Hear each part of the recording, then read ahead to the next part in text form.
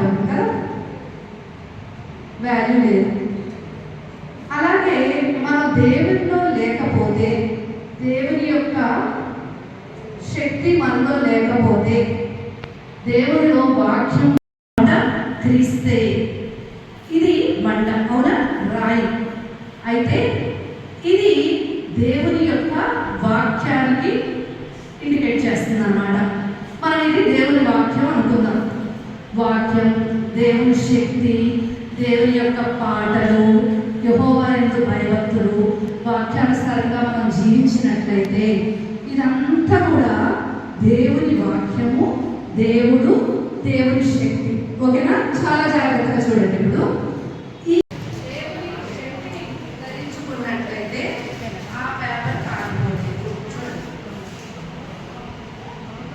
అవునా కదా? కాలిపోతుందా?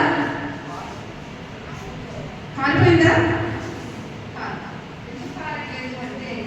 దేవుని శక్తి మనలో ఉండబట్టి ఆ పేపర్ కాలిపోతుంది.